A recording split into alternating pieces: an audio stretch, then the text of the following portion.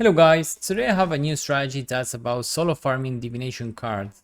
In this case I'm farming the Blur stash in the cemetery map, but it can also be applied to other maps like Crimson Temple. This strategy got me 22 divines per hour, so let's start it. Divination farming in the past was all about using the enraged sextant and adding as much boxes as you could in a map. With the recent scarab rework, sextants were removed and the old enraged sextant is now this scarab. There is now a Nico scarab for some reason, and it is not even close to the old one. Also, we were using the Wandering Path node for map effect, which was removed, but with the new Atlas changes, we can now get more map effect than before and actually get the nodes that Wandering Path was blocking.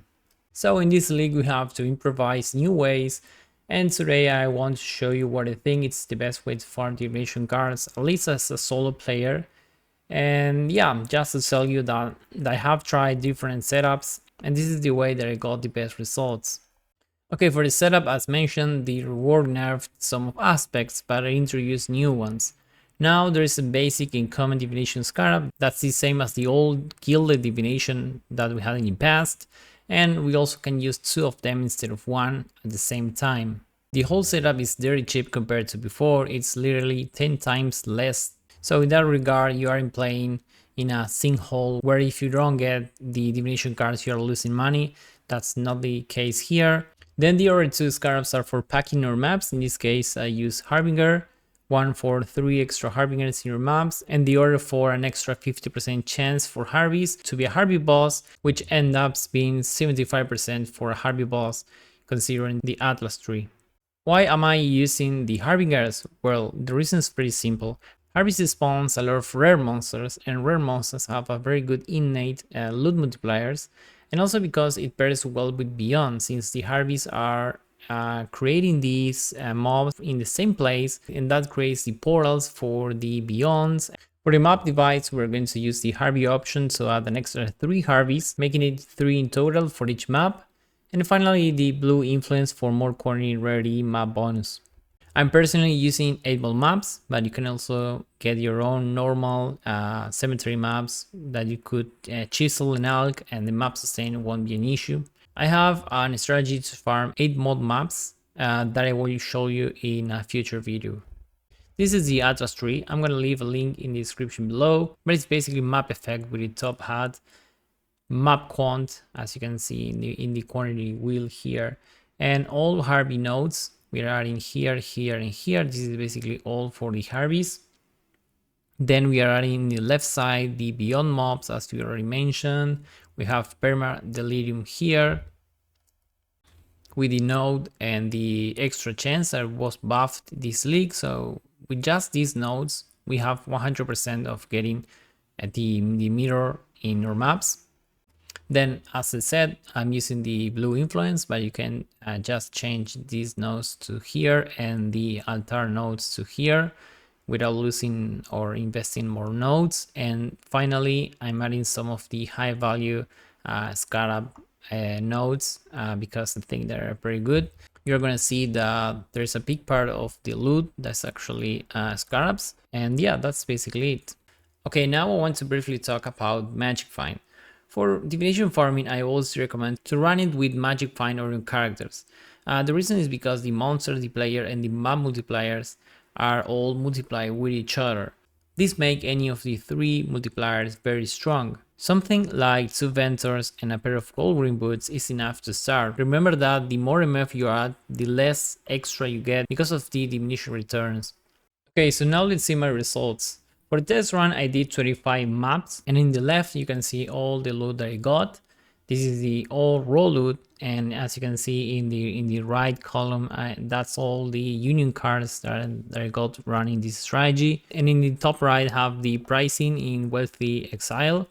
As you can see, we got 37 divines after 2 chaos culling. And if we check the list, the only good drop that I got was the Divination Scarab that at that time was 5 divines 0.7. I think that it's 5 divines now, and all the rest of the stuff is just general stuff. For example, maps, the union cards, only 1 divine, some chaos, fracturing shards from the Harveys, and more stuff.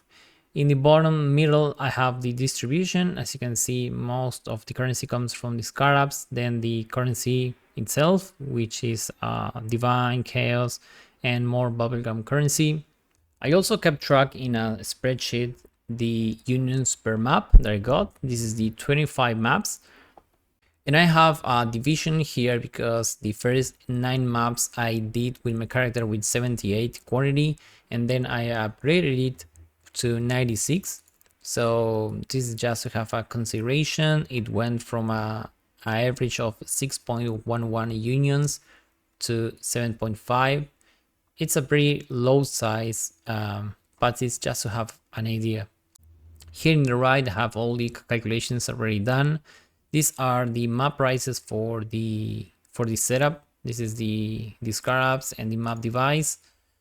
And here we have the 37 divines in raw. Then the total maps, the time per map that it took me. This was more closely to 5.5, but I rounded up to 6 minutes.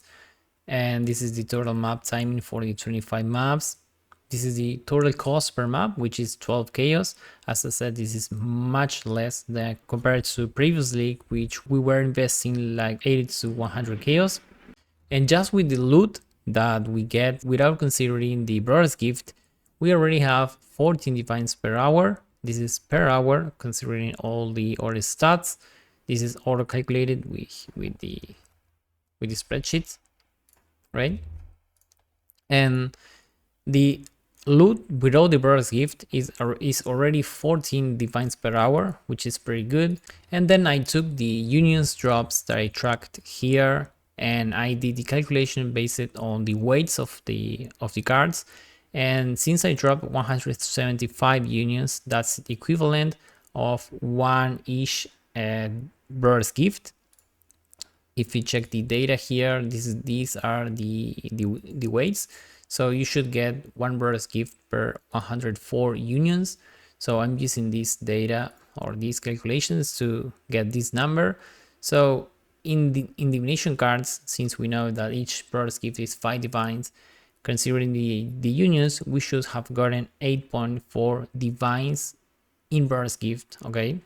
So if we add this number to the 14 divines per hour profit we had before, we have a total of 22.4 divines per hour considering the loot and the brother's gift. So as you can see, the numbers are pretty good. In my opinion, divination cards as solo player is still very much alive.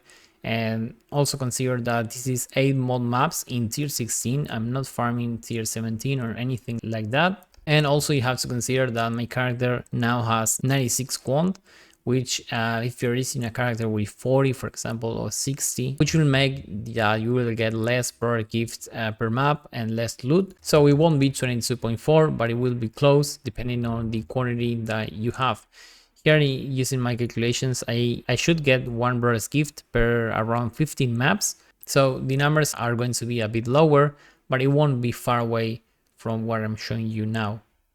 Here I have, for example, a comparison. Again, this is a very low sample size, but these are the unions per map when I had 78 quantity, and are the unions that I got per map with 96 quantity. As you can see, the divs per brother's gift is 9, and here is 7.34.